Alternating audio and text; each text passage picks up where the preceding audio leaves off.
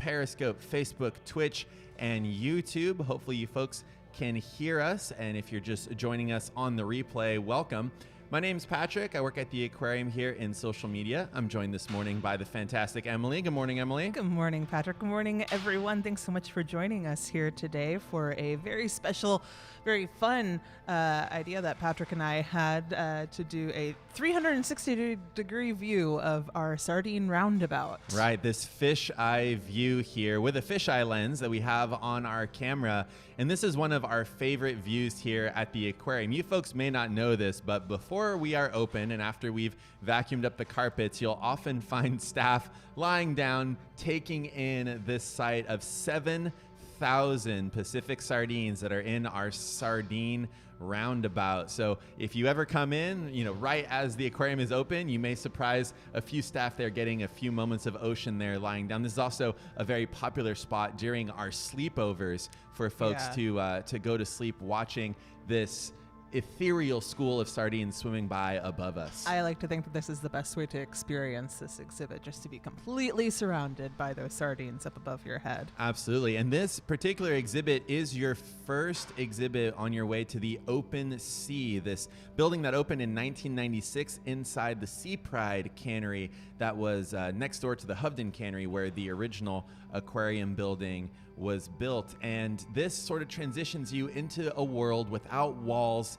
without barriers, without boundaries, showing off that open ocean, that largest habitat that we have here on the planet, without the surface, without the sea floor, just that vast blue open ocean water. And these sardines transition us into the jellyfish gallery of the drifters there. And so this is your first little step, sort of changing your worldview into this continuously ongoing blue open ocean that is the largest habitat on Earth there. And that's what those sardines are there to do. They're your guides into that completely alien world of that open ocean that so few of us ever get to experience. Yeah, I was just gonna point out that as you're watching the sardines kind of circling around inside of that exhibit there, most of them, about I'd say 99% of these 7,000 sardines are all traveling in one direction, kind of leading you into the exhibit. There are a couple, however, that have chosen to defy the school this morning and swim against the current today. And that's kind of the number one question that we get here inside of this exhibit is, do the sardines ever change direction, Patrick? Yeah, and they do change direction. It completely depends on what is going on. It's a democratic decision there. 51% have to choose one way or the other, and the rest of the sardines tend to go along. But every so often, after feeding, you'll have a split decision where sometimes you'll have the lower portion going clockwise, the upper portion going counterclockwise, and a bunch of confused moderates in the middle, not quite sure which direction to go, left or right there. Yeah, that's a little bit of electoral season humor there. But so these sardines are in an exhibit that has about a 2-knot current, so about 2 miles an hour, give or take. And the fish, when they're hungry, tend to swim into the current. They can open up their mouth there, grab that planktonic pie coming right at them, filtering it there through their big siphon-like mouth, or funnel-like mouth, excuse me, not siphon, a funnel-like mouth there. And then when they're not so hungry or looking to go somewhere else, they'll just turn around and go with the current. But Emily, one of the fun things that we play with visitors here is, especially the young guests, is you see all of these fish swimming together, and you would think that it'd be easy to grab one of them if you were a predator, but you can see how they all look very similar, going in the same direction. And so what we do is we'll have the visitors pick out a fish that's swimming with everybody else and then spin around 5 times, see if they can find it again. Very difficult to do. But then if you find a fish that is standing out, swimming the opposite direction or staying in place, you can look at it, spin around 5 times, and look right back, and you'll spot it one more time. And that means that you're a really good shark, you're a really good tuna. That's how predation and predators help keep the sardine schools generally healthier, because the ones that stand out, the old, the sick, the injured, or the ones that are doing their own thing, tend to get eaten before the rest of them. So it doesn't pay to be counterculture or a rebel in a sardine school. No, it's a definitely not. short life, unless you want to be molecularly upgraded to a shark, in which case that would be the right thing to do. Yeah, and that's actually where the phrase "stay in school" came from. Exactly. Yeah. Stay in school came from. School, Yeah. It's an old sardine idiom. It is. Well, let's say hello to some of the folks here that are on the chat. Thank you so much, everyone, for tuning in. We've got, let's see, Tyler over on YouTube. Thanks for joining us. Let's see, we've got loads of people over on Facebook. We've got New York in the house. We've got Delcab, Missouri, I believe. Cincinnati, Ohio is in the building as well. Ooh, we've got Soldotna, Alaska tuning in. Hello. From New Jersey. We've got folks that are tuning in from all around the world. This is really, really fun. Now, there are some folks that are wondering, Emily, where we are right now. And I think if we put our hand up, if you look, over there, you should be able to see our hands waving. Far side of the screen. So what's happening there for those of you? Hello, Berlin, Germany. Thank you so much for tuning in. So if you're wondering how this works, we currently have a camera with a 8mm fisheye lens on it, and so it gives you basically a spherical image. And this is similar to, we're just now seeing our hands there on the stream there. There we are. So that fisheye effect, that fisheye view is very common for underwater photographers. It's a really cool effect, and so we figured we'd do the eye of the fish storm with the fisheye lens here this morning. Yeah, so we have that fisheye lens set up on a tripod just kind of slightly above our heads right now, so that it is picking up 360 degrees. And we're gonna see Anne walking by there. She is live there. Awesome. She's making sure that the aquarium's looking great this morning. Yeah, we have an amazing crew of people here from dawn until dusk, basically, or dusk till dawn, making sure that the exhibit hall is looking fantastic for all of you folks here when you come and join us. Fantastic, yes. Exactly. It's early. We're still waking up with the puns. We've got Alaska, Kenai, Love, awesome. St. Louis, Missouri is there. San Jose, California. We can wave to you from here. Thanks so much for being there. Yeah. And so we should mention, Emily, that these sardines are the same type of sardines that used to be put into cans here in the Monterey Bay Aquarium. We're here along historic Cannery Row. The building that we're in right now used to be a sardine cannery, same as the building next door, the original aquarium building.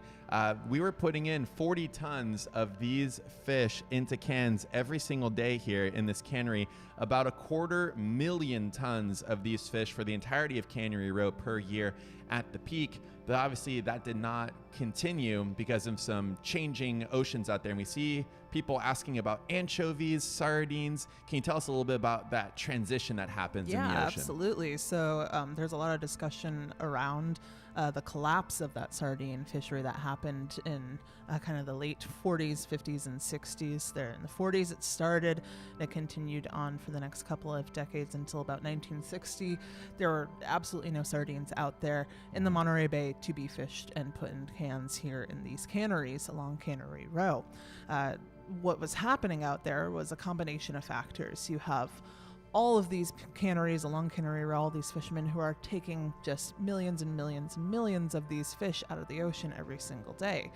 And then you also had a changing ocean out there as well, something called a Pacific Decadal Oscillation, where every couple of decades, the ocean is just kind of in this natural cycle of changing temperatures between warmer and cooler.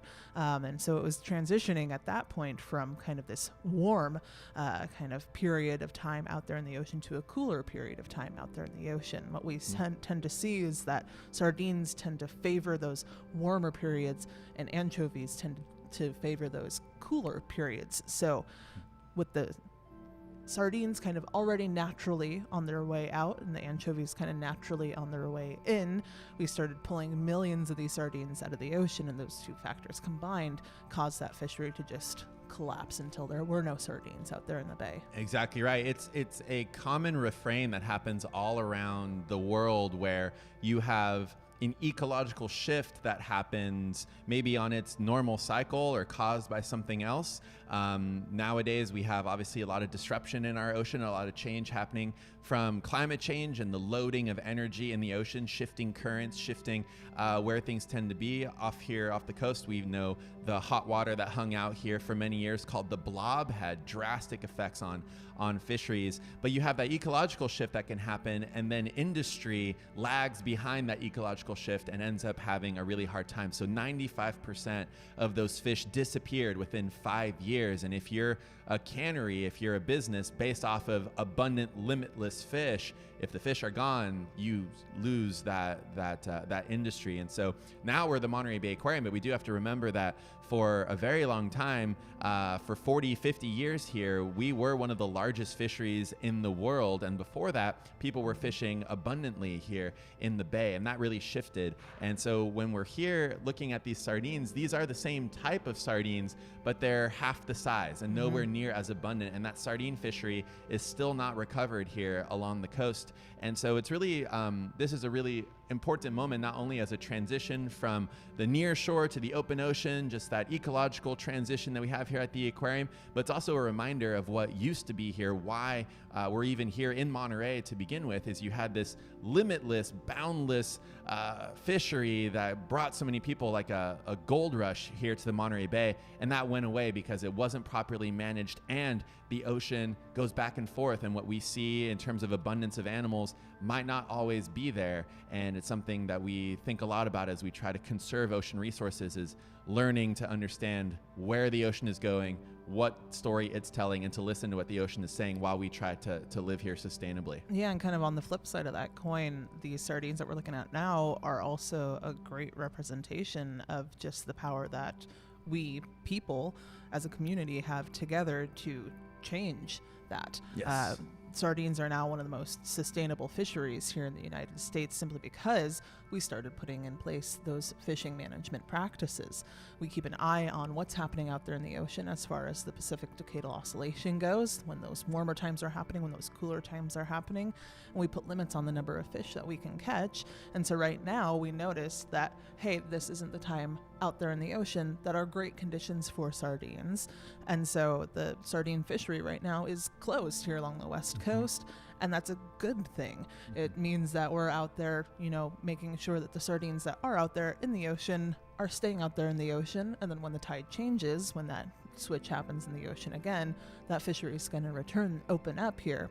So right now, if you're out there looking for sardines, most likely you're getting them from different places, not here along the West Coast, simply because our fishery is closed. But that's good news, because we're doing the right thing and we're working together as a community, those scientists, the fishermen, all together to make sure that in the future, this is going to be a good sustainable fisheries too. Yeah, and we have a good comment over on Facebook where it sounds like warming and cooling of the ocean is a normal cycle from what we're saying, and that climate change may not have as much of an effect. What's important to know is that warming and cooling cycle, there are cycles that happen in nature over 10, 20, 50, 100, 1,000 year cycles, but those cycles are being disrupted from what was normally a regular graph that you could just look over 40, 50 years of data, and things are completely out of whack. Things are completely unpredictable. And so it's not to say that warming and cooling cycles are not normal. They certainly are, but the general energy loading of the ocean is affecting all of those cycles, and we can see it very clearly in the data. We've been here along the Monterey Bay with the Hopkins Marine Station and many other scientific organizations here for over 100 years collecting data, and we've seen the change. Not only have we found the cycles in the ocean that explain a lot of the sardine and anchovy changes, but we're also starting to see that what was even unpredictable back then, those periodic cycles, are now also beginning to be unpredictable. And unpredictability is not good for business. We learned that with Cannerty Row. We learned that all around the world. And the ocean ebbs and flows. Things change out there, but certainly things are less and less predictable. And so when we walk through the aquarium, we're seeing sort of a snapshot in time of animals that are out here along the coast, animals that we're breeding here at the aquarium. But if you look at what folks experienced 10,000 years ago here in the Monterey Bay, it's completely different from what we have right now. But what's important is that for our continued economic and personal success living with the ocean, we need to understand the cycles, we need to study them, and we need to listen to what the science is saying, because having that data, having that information where we can show that this is how the ocean is working, it's important to listen to that data and to vote accordingly and to think about our continued relationship with the ocean.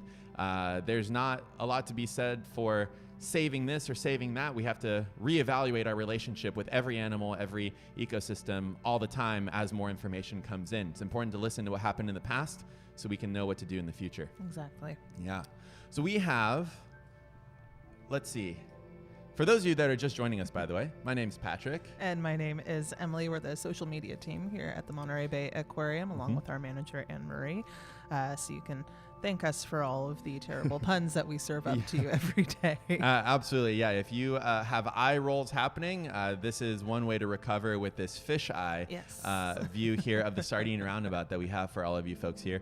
We have about 5 minutes left until the aquarium is open. So if any of you folks have any questions for us, we'll maintain this for another 5 minutes, but we'll wave right now. That's us here off the side. We are inside the Sardine Roundabout exhibit, which is in the open sea wing here of the aquarium on your way to the jellies. Exactly. And Patrick, just while we're kind of waiting for some of those questions coming in here, just a couple of things about our sardines that we're looking at right now. Yes. I know some of the most frequent questions that we get, and something that you mentioned earlier, is just how big these sardines can grow to be. Yeah. So, and how long that they can live.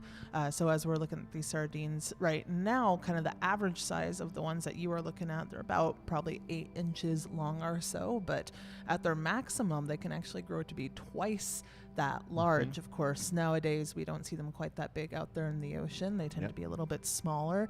And believe it or not, if you're a very, very lucky sardine and you stay in school, you can live to be about 25 years old. 14 to 25 years old is kind of the maximum lifespan for a Pacific sardine. Yeah, imagine that kid's 25 years in school. That could be your future too, as a sardine. But 90+% never make it to that size, because sardines are crucial as food for many animals, from humpback whales to tuna, other organisms like that. Yeah, about 90% of the population of sardines don't make it past about 6 years old, is what the science says. Absolutely. Yeah. Now let's see. We've got folks here wondering, why are they going mostly one direction? Most of these sardines are swimming into the current right now, right, Emily? Yeah, so in the back of their mouth, they actually have these, it's almost like a little pasta strainer back there. They're called gill rakers, and those gill rakers work just like your pasta strainer does at home. It's going to let the water flow through, and it's going to catch the food inside. And so right now, these sardines are swimming against the current, mouth wide open, letting that water flow past those gill rakers in the hopes that that food that's in the water is going to get caught in those gill rakers there, make for a nice little breakfast for them. It also increases the amount of oxygen flowing past their gills, because believe it or not, sardines, they go through a lot of oxygen. We actually, a little behind the scenes knowledge here at the aquarium, we actually have special oxygen tanks just above this exhibit. We monitor the oxygen levels in here really, really closely, and we can add oxygen to the water as needed as these sardines go through that in here. So we keep an eye on their respiration. Yeah, and that is actually something that we know. Oh, as we have a little bit of a loud noise there in the back, hopefully. Okay. Always fun, full of sights and sounds here, early morning Monterey Bay Aquarium. But yeah, that usage of oxygen, is one of those things that predators will use. There's evidence that suggests that when billfish or tuna or dolphins are corralling sardines into tighter and tighter schools, those fish are using up the oxygen in the water around them, and so they eventually kind of pass out, and then makes them more available. Lightheaded there, get a little lightheaded, like they're just running out of oxygen, and then eventually the animals that are hunting them will go and grab them. So if you're ever wondering, well, how do you grab one of these fish that's swimming as fast as it can? They're using up a lot of the oxygen that is in the water around them, and they might get lightheaded and pass out. Something something else to think about. Similar to a gazelle running away from a cheetah, after a certain amount of time, if you're still being chased, you might just run out of steam, and that can happen out there, especially when you have group hunting taking advantage of that situation. Let's see. Any other questions come in? If not, I have one more fun fact. One more fun fact. Let's do it here, Emily. Say goodbye. And thank you to everyone who is tuning in. Thank you, Charlie Byers, for being part of the aquarium family, listening to us from over the hill. Best membership ever in your lives. Thank you so much for your support. We got Brazil in the house, St. Louis. So for this international, worldwide sardine fan crowd, Emily, what is your thoughts? Yeah. So a lot of times we don't talk about what my favorite fact about sardines is, and it's how they communicate with each other, Patrick. This has been studied in other clupeids. That's the herring family, which sardines are a part of. They're part of the Clupeidae family, if you want to get really scientific there. But the way that they do that is actually by forcing air out through their anal duct. And it creates these little fast, repetitive ticks, or FRTs, in order to create bubbles, and those bubbles will travel up, and sardines kind of have these sensory organs kind of concentrated in the sides of their heads, so they can actually feel the movement of those bubbles as they pass by them. So they are actually communicating through farts, Patrick. Emily, are you trying to tell me that there is air coming out of the anal ducts of sardines called FRTs, or if you pronounce that quickly, farts? Yeah. Is that what you're telling me? I am telling you that. Folks, that is your fact here for the day. If you are ever lost in a school of your friends at night, unable to see each other, there are ways of communicating, and those vibrations, that air passing through ducts, we know it very well from speech, but also it seems like you can talk. Can come out the other end. Out the other end. And in fact, you may know some people who talk mostly in that particular way in their everyday life. So something to consider there. Thank you so much for that, Emily. You're welcome. I felt like this Tuesday needed that. You know what? A little bit. Happy Tuesday, everyone. A few more FRTs in everybody's life. If there are any children watching right now, if you don't mind sharing that particular fact with your parents, friends over dinner today, let them know the Monterey Bay Aquarium sent you. It's important to spread the word about how sardines can communicate via farts in the ocean. I think that's crucial. Yes, definitely. Yeah. And just so you know, kids out there, you too can be a scientist that studies farts in fish. Absolutely. Yeah. Start them young. Start them young. This could be your future. All right. Well, everyone, thank you so much for tuning in and for joining us here live at the Monterey Bay Aquarium with this fisheye view of our Sardine Roundabout featuring 7,000 Pacific sardines, an ambassador to the open ocean, and a reminder of the history that we have with this particular species here along Cannery Row, and a reminder to think about the science in the ocean out there as we try to live in harmony with animals doing their farts out there in the ocean. We need more farts in the ocean. So thank you for all of your help making that world possible. Emily, thank you so much for this morning's live stream. Thank you, Patrick. Thanks for joining us. Folks, thanks for tuning in. We hope you have a fantastic rest of your day wherever you are in the world, and we hope to see you again soon at the Monterey Bay Aquarium. Thanks, everyone.